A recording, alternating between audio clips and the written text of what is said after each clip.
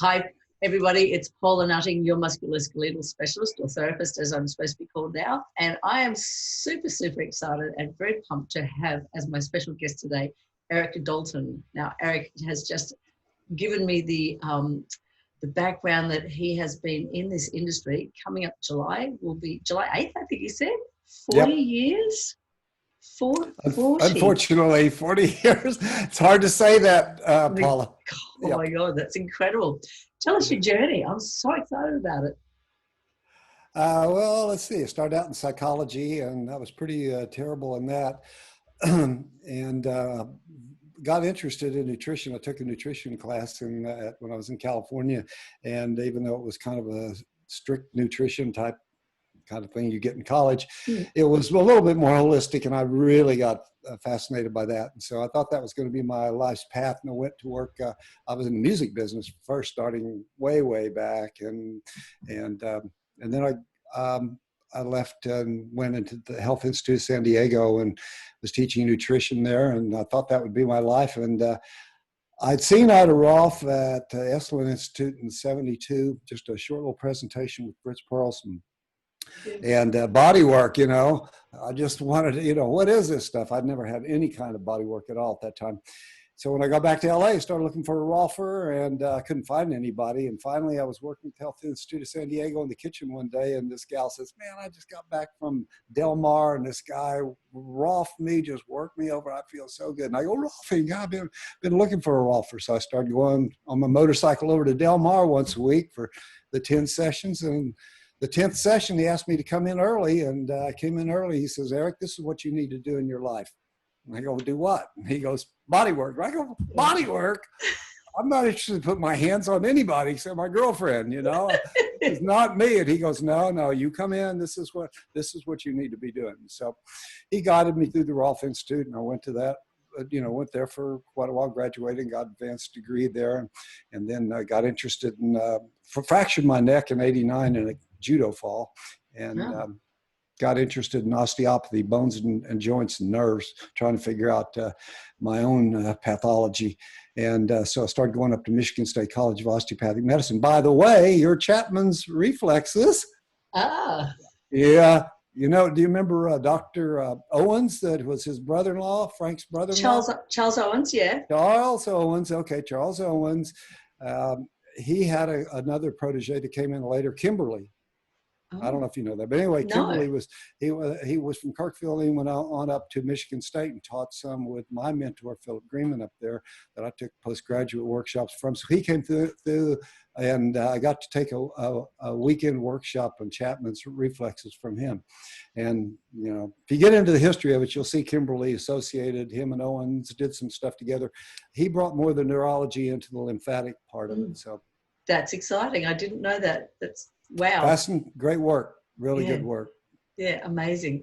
How are you doing over there with COVID and everything? Are you guys all open over there? Yes, we are. We were a non-essential service and shut down for about a month and then back on. But we've got 21 active cases in one state and one in another state, and the rest of Australia are pretty clean. So fantastic. You gotta understand that Australians are like, yeah, if someone says do something, we go, yeah, okay, shut the doors, no worries, we'll get Netflix, we'll drink beers, have a barbecue on the front deck. I get it, man. I totally get it. Yeah, I got a house in Costa Rica. That's how we are in Costa Rica when we're there too, Don't bother me. We don't mind being alone. My wife and I, we've already been in isolation. I'd just come back from, we had just come back from 9 weeks at our home, Costa Rica. So we were out in the Pacific Mountains, kind of isolated. It's not a tourist area or anything. And so we were, it wasn't any big deal to us. We don't have any friends anyway, What? We have to stay at home? Well, good. Yeah, excellent. We've got enough wine in the cellar. I mean, versus South Africa. There you go.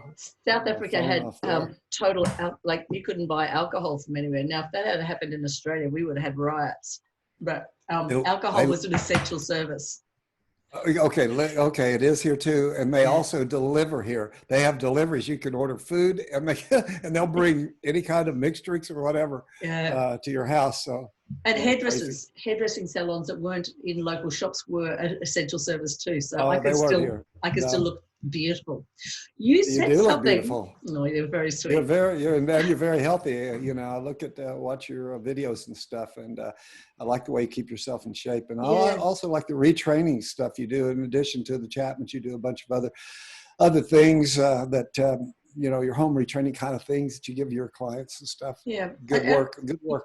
You did two things. One, because I really want to talk about your generosity, because you are a generous human being. But two, there are a lot of therapists out there that wouldn't have a clue what Rolfing is and Ida Rolf. Can you give a small, like a little bit of background? Because Ida Rolf made a huge impact to our profession, didn't she? Yeah, you know, and all women should look up to Ida Rolf. She was really a pioneer because back in the early 20s, 1920, when she graduated from Columbia and wanted to go to um, wanted to get her PhD. Her father, a New York City family, fairly wealthy family, I guess, said that if she went, that they'd disinherit her basically. But she went on and got her PhD there, and she went into the department, the only woman in the Department of Biochemistry. And by 1929, when she left, she ran a department. She ran the department with, I can't remember how many guys working under her. So she was a pioneer in that way. And she had a son that had scoliosis, this fairly severe scoliosis. And she would take him to all the chiropractors and osteopaths of the day. And she started picking up stuff herself. So she started working on him herself after, you know, between sessions and things like that. And so she just developed this kind of idea of, you know, deep, slow tissue work. And she was the pioneer of kind of the you know, of deep tissue based on structural integration. In other words, it was more of a posture model. It wasn't a pain model. It wasn't based in pain. Her famous quote is, you know, get them lined, and if the pain goes away, that's their tough luck. Something like that. You know, she was a tough old lady, but brilliant gal, had 154 IQ. I mean, it was ridiculous. And I only saw her one time for one workshop. I didn't get to study under. She died in 79. Okay. But yeah, you know, Rolfing was a big piece of the puzzle, but the other piece of the puzzle is as you know, are the joints and connective tissue and the nervous system, particularly the nervous system. A lot of things that we thought were muscle problems. You know, when you're in massage school, you learn everything's a muscle problem. So everything you see is a muscle problem. I went to the Rolf Institute and it was all fascial problem. Everything's a fascia problem. So, you know, so everything's a fascia problem. Then I went to Michigan State and everything became a joint problem and a bone problem. I go, okay. And the fact is, it's all important, and we need to consider all of it and use what's the most evidence based in our practice. Yeah, it's a body problem, and it's a body holistic. Problem. Yeah. So tell me about Matt, because that's your baby. As you would say, myoskeletal alignment, but in the United States we call it myoskeletal. In Canada, it's myoskeletal.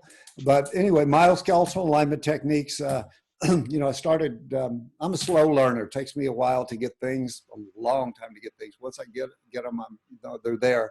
But so I was going to all these postgraduate workshops at Michigan State College of Osteopathic Medicine. Went 9 years to see under Philip Greenman, who because they kept saying he's retiring, and so I kept going to these workshops thinking he's retiring.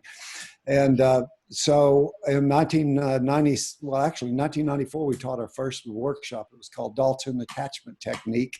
Kim Miller and I and my wife had it in my garage in my house, and that was the first time we ever taught. I ever taught a workshop. Nervous as hell, just thrilled to have 10 people there. I mean, couldn't believe anybody showed up, and so. You know, I kept realizing, you know, all this stuff that I'm learning in osteopathic school is just like flying over my head. I'm just picking up very small bits and pieces of it.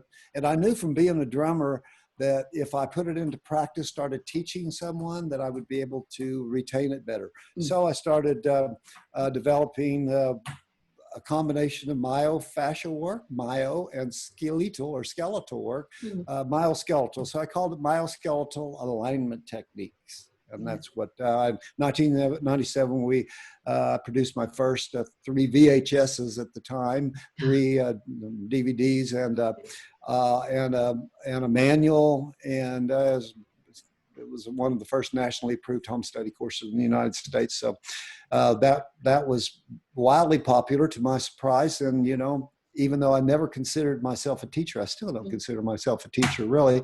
It just kind of kept going from there and kept driving me from there, you know. So home study, yeah, because that's really, it's hard to get associations and bodies to accept home study as valid. So particularly in 1998. Yeah, 1998 was tough. 1998, but dude, that was a long time ago. And the first people that actually were responsible was the Florida State Massage Board, which is a very sophisticated, highly organized board. It was around before physical therapy. It was recognized as therapy before physical therapy in Florida. And they approved it first. And then when they did NCBTMB, when our country's National Certification Board for Therapeutic Massage and Bodywork approved it, and you know, all of a sudden we just started taking workshops all over the United States. We were just like on the road, you know. When I wasn't on the road, I still had my practice. I still have a full-time practice. I'll never give up my practice. Yeah, that's hard, isn't it? I'm about taking a 3-month sabbatical from my practice to try to get all this other stuff going, and it's you know, to get the online and the live streaming and you know, commit to people. I suddenly realized to help therapists, I actually have to pull back from my clinic load to be able to develop stuff. And you've already, yours is developed up there, which is amazing. Well, no, we still do it, and we still have to keep developing because things change. You know, as the science changes, we have to change too. And I've written a bunch of stuff in my books and stuff, and said things in my videos that now don't have much support in science, and so you have to keep up with that.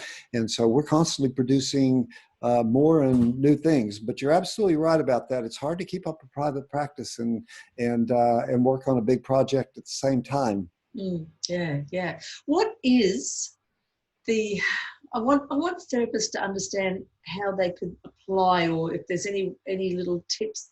Like when someone comes into your clinic and you want to treat them, there's a protocol that you go through with myoskeletal.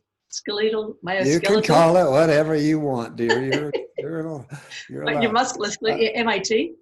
We cut everything down. We'll just call it MAT. That's easy. Yeah. Is there a protocol I go through? Yep. The most important protocol. I'm getting actually ready to film the whole thing from the time they walk into the office. People who have actual pathologies. From the time they walk into the office, how I greet them, you know, my little waiting room. I have a small little office. I've always never had a big clinic because I like the small, intimate type thing. And how you take a history taking. A lost art there, dear. You know, people don't really understand the importance of history taking, particularly in a pain management practice, you know, because people tend to forget things, suppress things, or don't want to tell you things. And so if you keep on, you know, you have a good, you know, you combine that with good assessment, and it's a critical thinking type way of approaching the client. But it's the biopsychosocial model where you get to be friends with them. I'm friends with them. Some of them I've worked with their families for, you know, since I've been back in Oklahoma. My practice started in California. And since I've been back here, you know, I've had some clients 30 years. I have the first guy I ever worked on that comes in once a month. And, you know, it's partially a tune-up. It's partially psychosocial. Yeah. You know, it's knowing somebody's out there for you if you ever do get in trouble. They don't want to miss their appointment. When I get my book in October, by the end of October, I'm booked the whole next year. My next year's booked. And then I tell them, you know, some people I space them out 2-3 months. If they're doing the home retraining exercises, if they aren't fragile and don't need the coaching up. And that's what we could obviously try to always get them away from. We try to spread it a little further and further away so that they're more self-independent. So, but if I get cancellations, you know, I encourage people to cancel. If you're not feeling good, if you don't have money, cancel. And then I can put somebody in on the waiting list, move a new person or so in, and that's always fun too. So then, you know, you do the treatment thing, you give them home retraining advice. And then I usually only give them 3 things to take home with them to do as far as home retraining. And then as soon as they come back the next session, I say, okay, what did I show you last time? What did I tell you to do? You know, and they go, oh crap, if he's going to ask me that every time, I better do it, because he's going to ask me as soon as I get in there. He's going to ask me what I did, you know. And then you have to really, you know, basically the most important thing there is just watching their form, quality over quantity. You know, they may be able to do a bunch of bird dogs or planks or things, but what is the quality? How does it look? You know, so that's what you coach them up on and make sure that they're doing them right. Yeah, yeah. No, history taking is absolutely 100%. Two things. One, history taking is so important. We should be taking it throughout the clinic. I don't know. You're probably exactly, the same. Exactly. That's what most therapists do not know that. You know, so basically, you know, you're coming in, even if you know the person, basically you're kind of your brain waves are in beta, 52 cycles per second, whatever, something like that. Okay, so as soon as somebody puts their hands on you, you know, your brain waves start to go down, and basically you get to be in the alpha state, 11 cycles per second, 7, 11, whatever, and that is when people are most receptive. And so you talking to them. So, you know, when you took that fall, you know, that fall in 1998, and you have had that ever since that sore hip. Was there anything else that happened? And all of a sudden, you know, they are a lot more receptive to it. When you have your hands on them, sometimes they tell you more things than you want to hear when you put your hands on them. In psychology, that's why I hated psychology, and I'm not bashing psychologists or anything like that. It's just that sitting across from a table is not the same as putting your hands on someone and having a conversation about whatever comes up. You know, in psychology, we hate it. We did not do that.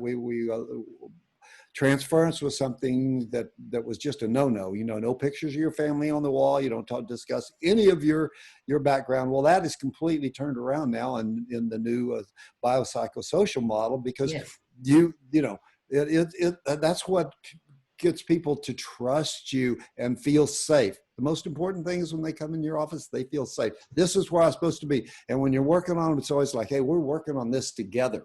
Yes. I'm not working on your body. We're working on this together, and we're going to achieve this goal. You always plant that. You keep planting that in their mind. You know, this is the goal that we're going to achieve.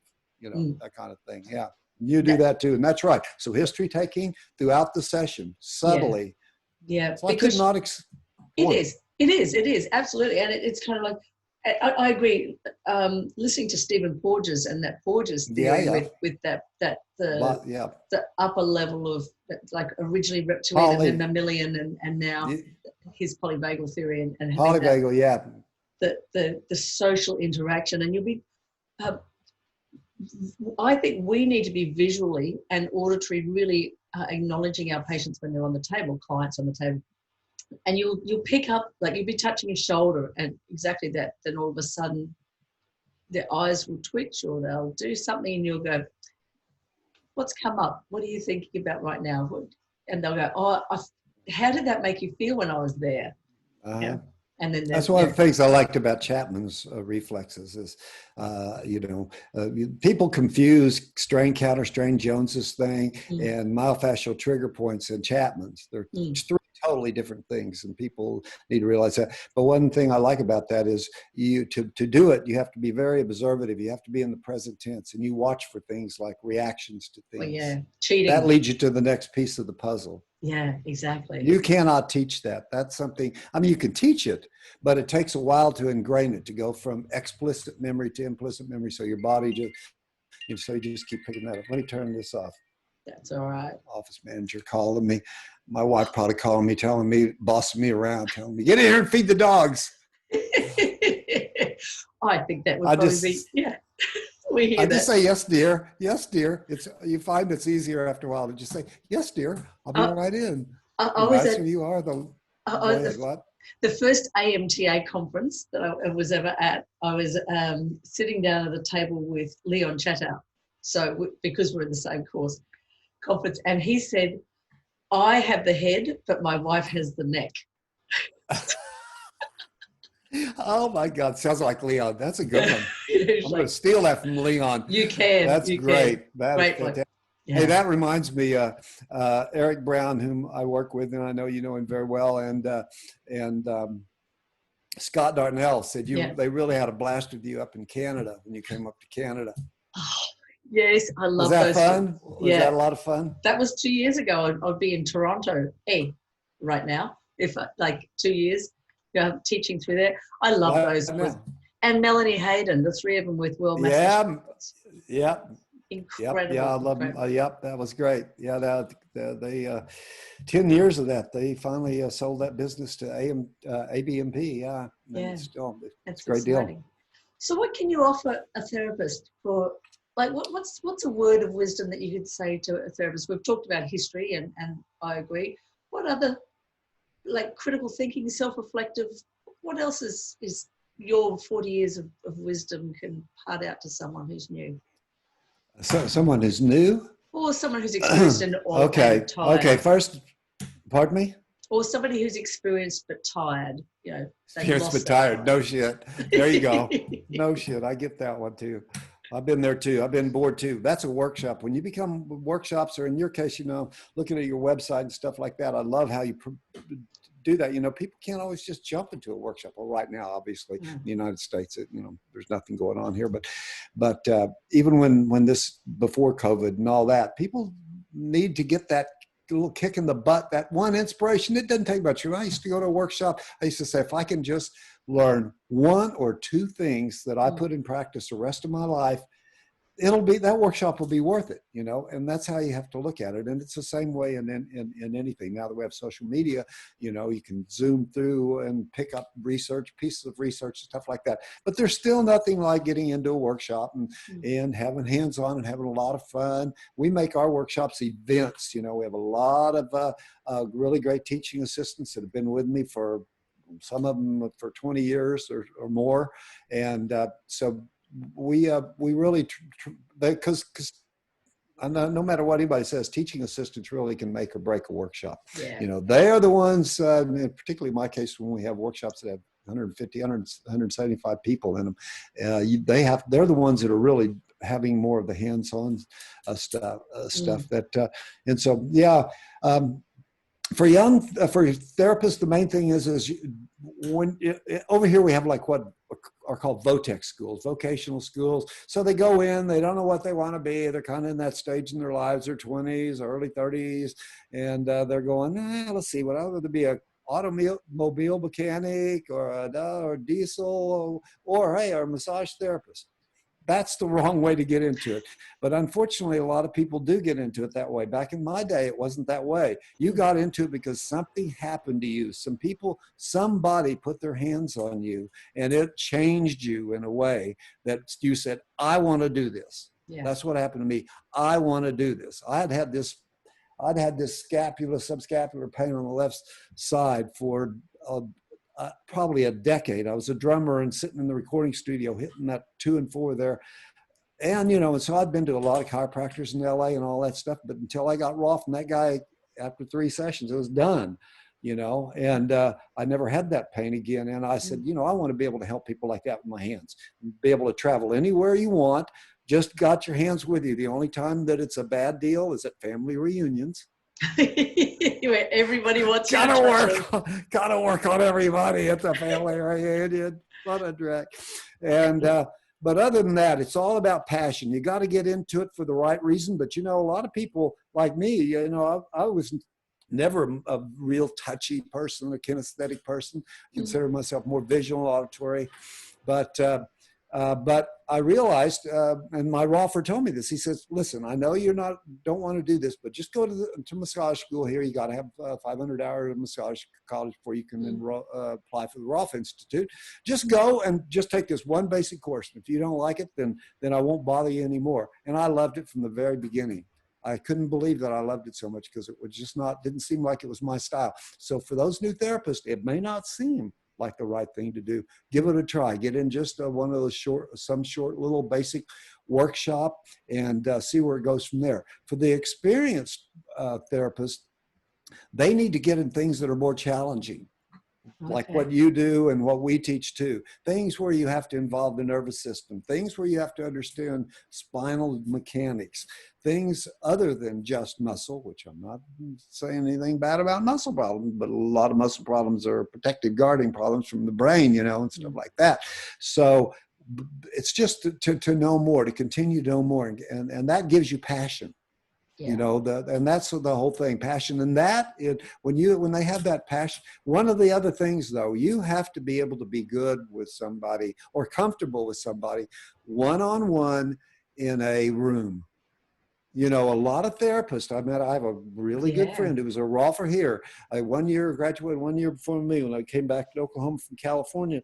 And this guy was brilliant. He was PhD from the University of Oklahoma, which is where I went to school. And but in engineering or something. But he was a really good Rolfer. But he just did not like being one-on-one with people. He never felt comfortable. If that's the case with you, move on. Yeah. Because you have to love being with people. You have to love the interacting, they're social, So those are the tips. It's all about passion. It's all about loving what you're doing and improving what you're doing and knowing that there's so much stuff out there. I mean, it's just like, I feel like I know nothing. There's just so much stuff to learn. It's wonderful. Yeah. It's wonderful. It's going to be a smart aleck and say, if you don't like one-on-one, do psychology. That is smart, Alecky. Yeah. So true. So true. So I was reading one of your blogs, and I always will grab your Tuesday Technique Tuesday newsletter. Yeah. Technique Tuesday. You need to sign up for that Technique Tuesday. I give away, like you're getting ready to say, the blog, and it also has an accompanying video. We'll take something like, I don't know, carpal tunnel or spinal stenosis or something like that, and do an article. You had a great one on right brain, left brain, and crawling patterns recently. Yep. I love that. I like that idea. When we're born, we crawl with a homolateral pattern. We're homolateral. The right brain, the right side, the right arm, and the right leg work together. So when children try to crawl, they don't have a cross pattern gait. And so when we start having cross pattern gaits, that starts to organize the right and left brain through the corpus callosum. And a lot of people, particularly like here in the United States, we have, people are real social. I live in a neighborhood that's pretty social, and everybody's wanting to see if they can get their kid up off the floor first, to walk. Oh, yeah. My kid walked at 6 weeks old or some shit. It's the worst thing you could do, like you have to develop that crawl pattern on the floor. And so sometimes, I got to get my clients on the floor because I see that. And what the homolateral gait is, when you're weight bearing on your right foot during gait, your head should be over that right leg, so you can feel like you have a cross pattern gait, but you may not. You can watch people walk I do a gait assessment in all my clients, and just see, have they lost that basic pattern? Because I don't want to go much further with them. There are things I can do, but I'm not going to get great improvement until I get them back on the floor and have them get retrain and crawling, or simple things like standing up and pulling your left knee up and touching your left knee with your right hand, and that real quickly. And so all those brain training things to train different parts of the brain, I'm totally into, and that's all part of my assessment is seeing if the brain and the body are communicating. Yeah, it's a huge part of what I think that we need to be adding in. I can't imagine it happening in the college, but maybe postgraduate, like straight after college, so that people understand the neurology, because neurology is so important. The amount of times I have clients that their homework will be skipping, not with a skipping rope, but skipping, because movement patterns are important. So with the homogeneous model, you're saying that when you step on your right leg, your foot would naturally go to the right, and if you've got a problem, it will go to the left? Okay, so what happens, you see these people and they walk, and I'd give you a demonstration, but I don't have any room back here, but basically what you see is when the person lands on the right foot, naturally your weight is going to be, your head is going to be centered over that. Moshe Feldenkrais, whom is just a big idol of mine, even though I never got to study with him, talked about that a lot too, but there are some people I find, the WEC method, and some of those people who Mm. really get into it specifically. The gait guys, if you follow them on Facebook, but your head needs to be, you know, how your OA joint is a strange joint that'll help center your head, because that's what we did during evolution. We had to, when we were hunter and gatherers, we had to have a stable platform that could rotate quickly and to track prey. And so that is what's supposed to happen. It's a side bending rotation of the atlas, so it cocks over the stance leg. Yeah. And so basically you're doing a cross pattern gait and everything. So you see these people who have a homolateral gait that have not learned that, and they walk, and I have that in my article, picture of a guy doing that. I found a picture of a guy I found in Florida. I took a picture of him in Florida, but he's on his right leg and his head's off to the left. You see this a lot of times in lumbar fusions. People have had any kind of either Harrington rods or lumbar Harrington rods or spinal fusions that lose that. They lose that ability to have that cross pattern gait. And that's a tough one. That's really hard to retrain in them. But you get them on the floor. There's a bunch of good exercises and a bunch of good people who teach that. Craig Liebenson is one of my very favorites. Yeah, I love Craig. Craig and I Performance Health has been our sponsor for years when we've gotten together. If you don't know Craig Liebenson, Rehabilitation of the Spine, all of his books, but he's got a brand new one. It's like 1,200 pages. Oh, the guy's a nut. How can you imagine doing that? He's a nut.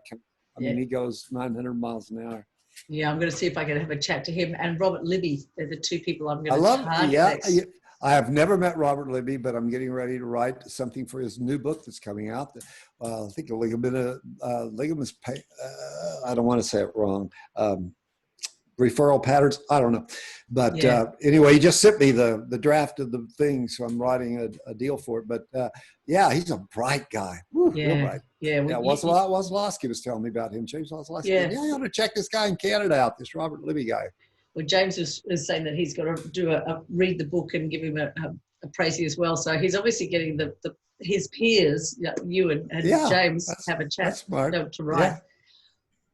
It's been really interesting, and I'm going to encourage therapists that listen to this to actually also jump onto your site to be able to get all of the information. You're so generous. I love that you're so generous. Why? Okay, well, I'll tell you why. It's always a big challenge when you put YouTubes out, and I don't monetize any of my YouTubes. I have more than 187 with over 10 million hits on YouTube. And, and everybody goes, all my staff goes, you're just giving that stuff away. Who in the heck's going to buy your products if you just keep giving it away? And it's a big puzzle. The whole point is that you've got to get them passionate about it. Once you get them passionate about it, they're going to hook into you at some time. It might not be for a long time, or they may tell somebody else. But that, and then I don't love to write. I don't consider myself a great writer or anything like that. Author, even though I have 3 books and my blog page, I think I have 280 articles on my blog page, and with each blog page, which is free, you go on there and you have an article and the video like we talked about in Technique Tuesday. I just don't worry about giving it away because people seem to be coming into the program. We have a master myoskeletal therapist program. I had to go through the U.S. government and get copyright, all the trademark stuff for Master Myoskeletal Therapist, MMT. So we have that program going on. Actually, I want to have a shout out to 3 of our MMTs in Australia. Really? Tony Walsh, Shirley Shraham, and Sanderson. Oh. Congratulations, guys. Yay. Yeah, proud of them. That's a 210-hour program. It's 50 hours of live education, but we have alternate things for international therapists, and then the rest is on. I have 12 e-learning online courses that they take, or they can get the home study, the books and the videos and all that stuff, DVDs and all that, whatever they want. Yeah. But that's been a very successful program. We have I don't know how many MMTs we have now, but It's been something that has been a passion for me for a long time to have this, to get this program. So because it kind of forms like exactly what you're doing in your thing. You're what, $33 a month? That's cheap, dude. Is that what you charge? Or 37, something like that? 33. I know. Yeah. Because because it's not supposed to be about ripping people off blind. It's about trying to cover basic, cover basic costs, but B, give a value add. Because if you give, I find that if everything's for free, people treat it as that there's no value. So by attaching something to it, it just goes, well, I'm investing something, so there's a no. I think that's value. a good idea. That's absolutely a good idea.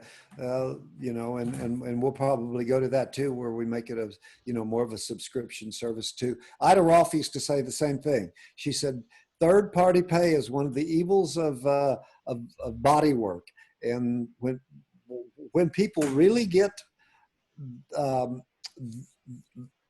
the benefit is when they come in, they get the session, they stand up, they pull their wallet out, their billfold out, and they put the money on the table. Back then it was obviously cash, but whatever. When they pay right there, you know what I mean? It's this thing that goes on in the brain. Wait a minute, I paid for that. Okay, you know, and you know, and you get better results, a lot better results. I still run my practice totally that way. I don't bill anybody. Nobody gets billed for anything or anything like that. A lot of people do it successfully other ways, but that's just what has worked for me. So yeah, I'm with you. Treatment paid because there's the value. I acknowledge that it's working. The other thing is that when you give homework, thank you for only giving 3. Like I don't, you know, physiotherapists will quite often give 3 sets of 12 exercise 5 times a day, and they go away and do nothing because it's too hard. I try to make sure that they're small, and for therapists that are taking this on board, try to write down or give, take photo. I grab my camera and I go, or their camera, and I go, this is the position I want you in. And I take that photo so that they've actually got it on their camera, because no one remembers what they're doing when they come out of an appointment. They're alpha brains. Absolutely. In la la land, and off they go. I had a bad experience. I was working with the Rolf Center of Santa Monica, and I was new and nervous. You know how nervous you are in the beginning. You know, you've got your conscious mind's having to do it. It hasn't gone to implicit memory. And so, you know, you have kind of like the jerky hand syndrome, et cetera. But I was, you know, fairly good by then. And I had a person that had I had to do a whole bunch of neck work, upper body work on her bad neck, and whiplash, post whiplash. And we were on a pretty busy street. I think it's 24th Street in Santa Monica, California. And I worked on her. She got up, you know, I get, okay, I'll see you, know, your next appointment. How you do? You okay? Because she had a little bit of a glassy eye thing. Yeah, I'm fine. She walked right out in the street, got hit by a car. Oh. Fortunately, she was just turning, and it hit her right hip. He was coming from this way and just hit her right hip and didn't kill her, man. I mean, it was like, oh my God. She was out of it, and I just let her out of my practice without. I don't do that anymore. You know, you got to really look for those bug eyes. You know, if they're bug-eyed, they're in another zone. And the same that applies back to what you're saying with the exercises, giving them home retraining exercises. If you give them a bunch of crap, they're not going to remember by the time they get to the car. No way. None of it. I want to ask you one question before we wrap up, because you just said something, implicit memory. New therapists would not know what that means. Okay. Well, Malcolm Gladwell wrote that famous book, and you see, basically he was saying that you have to do something 10,000 times. To become an expert at something. You have to do it 10,000 times, and before it goes from explicit memory, which is the memory that, well, I just remembered I left my watch in the other room, to implicit memory, where the brain, the body knows it better than the brain. It goes into the entire body.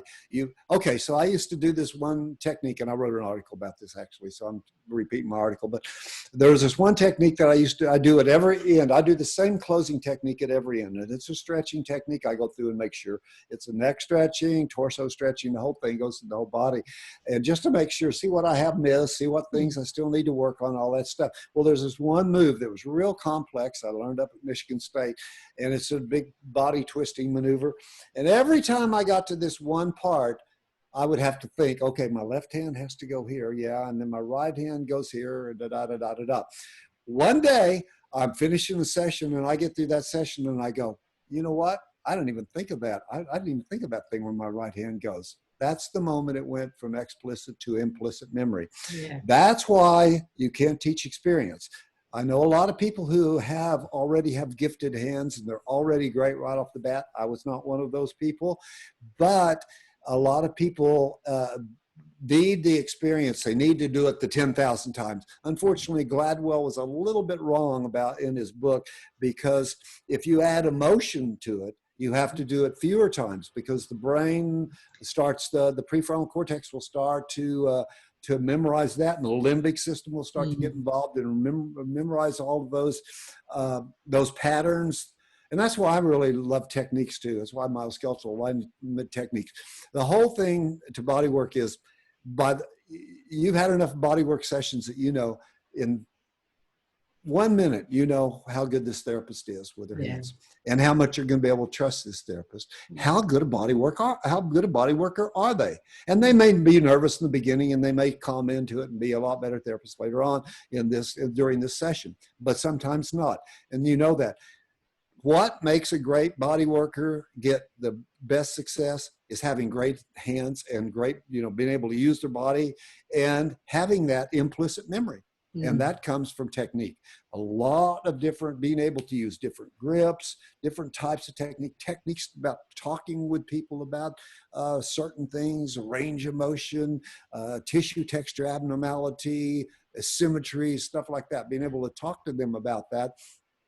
That's the kind of thing that comes from experience. And so you can't teach experience in most cases. No, you can't. And that's very cool. That's a very good comment. So I'm going to ask, this is a 2-question. One, what would this Erik tell the younger Erik if he could roll back the years? Now you can, this is a twofold, because one could be Erik, who is the massage therapist, or the other one could be Erik, the drummer / motorbike rider.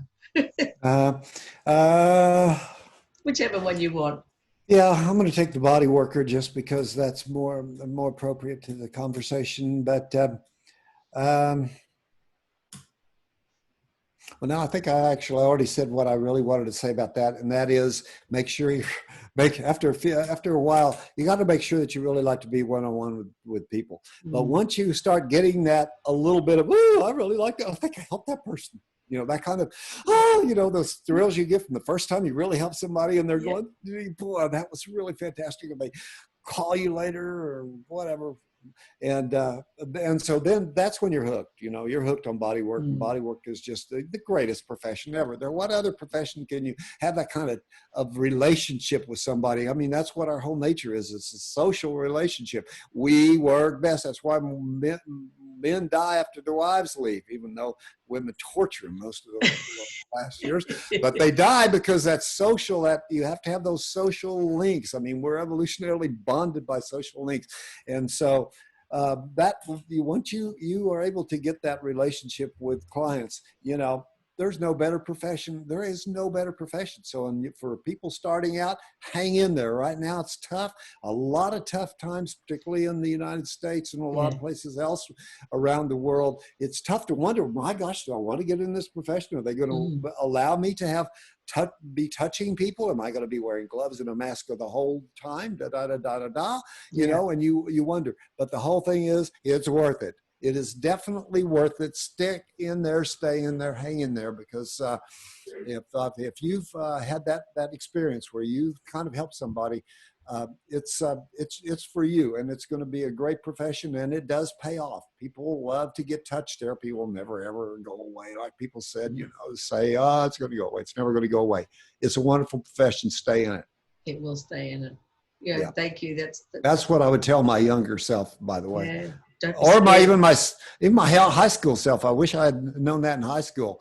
It took me a long time I'm way slow mature, and it took a long time to learn those things. But I wish I had somebody had sat me down and told me that kind of advice. Passion for anything, it's all about passion. It is. Passion will get you through. That's exactly right. Because I was so stupid at school as well. I only barely made my way through because my passion was to run around and play, climb trees, and certainly wasn't study. Absolutely. And look, we're getting a chance to talk to people around the world, travel around the world, whether it's virtually or on a plane, and help therapists help other people. So that's our skill set, I think, and it's all passion. Well, I'm glad you've got the young legs and like to do it, because I only teach 2 workshops a year now. In 2012, I retired from all the workshop, 18 workshops a year. And so now I'm doing 2. I do an Oklahoma City workshop that's where I'm from. We do that every year. This is our 8th annual Oklahoma City workshop this year. We have special guest Whitney Lowe, who's going to be teaching a segment on Saturday afternoon there. It's a 3-day workshop. And we have a lot of special guests. James Wozlowski, who comes every year. He's been a guest presenter before there. One of my dear friends. And Till Luca, who obviously Till's going to be there. And Drew Friedman and Rick Grabowski and Sue Hitzman, the Melt Method. I don't know if you know Sue. She's fabulous. Yes. Oh, yeah. She's fabulous. She's been a couple of times before, and she's great. And one of the best Rolfers of all time, guy back in my generation. Yeah. Wow. Eons ago. Art Riggs. So Art Riggs is going to be there too. I don't know Art Riggs. Wow. Yeah. 3 days? Yeah. 3-day workshop. Yeah. 24-hour workshop. And it's when? In October? That's, we have it the 4th of July weekend every year. And this year, because of COVID, we moved it to Labor Day. So when Labor Day weekend in the United States is September 4th through 6th. Okay. And that's a wonderful thing. We got a bunch of people. By the way, Aubrey Going teaches over there. Ireland? Aubrey? Love him, from Ireland. And he had a workshop over there in Australia, but I just got notice that he's had to postpone that till next year. But I only teach that one, and then I do a Costa Rica. This will be our 21st year of teaching in Costa Rica. Yeah, at the same resort, 21 years. So that's a real intimate workshop. No stage, no nothing like that. Right out with the audience, and it's a retreat. It's a 7-day retreat, and everybody stays together, and we all do our excursions together, and it's a very popular thing. Usually sells out. A lot of the Australian therapists go to that. On my brain's just when is that? When we have Thanksgiving over here is in November, I think. At the end of November, it's like 28th, 29th through July 5th, something like that this year. It's always the day after Thanksgiving over here. So it starts on a Saturday and ends on a Saturday. So our ends are actually on a Friday. The December 5th is the last day. So that's a really great experience. I have a lot of good therapists coming from all over the world. It's a very international group, and so I'm going to make sure that that's on my bucket list to come over to the Costa Rica one. I plan to do your course. I've been watching. So for people that aren't aware, the work that Erik does, it looks like there's a lot of myofascial moves. There's a lot of active and passive movement while you're doing glides. It looks like you're doing muscle energy techniques and stretches. Right. Yeah, I got them. Took a lot of stuff from there. And Matt is, everybody, he's like the stretch guru and has been for years. And Aaron and I are about the same age. So we have a big affiliation. I took him to Costa Rica 1 year, and James Wozlowski 3 years as co-teachers. And Tom Myers went with me 1 year. We're good buds. We've been friends since the Rolf Institute days. It's muscle energy from osteopathy. When you, I started taking the kind of the stretching things from Aaron Mattis, active isolated stretching, and put it with the muscle energy stuff that was actually, when I took muscle energy, it wasn't really had nothing to do with muscle. And Fred Mitchell Jr., who developed it, yeah. I studied under the guy, Philip Greenman, who was in that group with Fred Mitchell, senior at Michigan State College of Osteopathic Medicine, along with John Upledger and a bunch of legendary people, wow. including your guy. If you look for Kimberly was Owens' buddy. And I love that osteopathic community. I still love biomechanics. I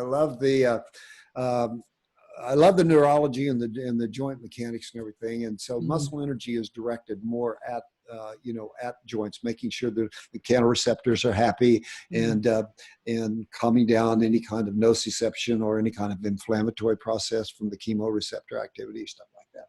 Yeah. Wow. All right. Well, that's on the bucket list. And anyone who's listening to or watching this, I would say that those courses will be going for another 21 years. So by the passion of this man. So maybe look at Erik, what's your best website for people to look for? Erik, E-R-I-K, Dalton, D-A-L-T-O-N.com, erikdalton.com. Great, excellent. So look for those courses, either the 3-day in normally September. In Oklahoma City, right in the middle of the United States, easy to fly into. And Costa Rica, which is where we get most of our, well, I don't know, we get a lot of international therapists at Oklahoma City too, but but definitely Costa Rica, you got to try that. It's inexpensive and it's fabulous and the best food on the planet. So everything is good. Yeah. I'm totally into that. That sounds fabulous.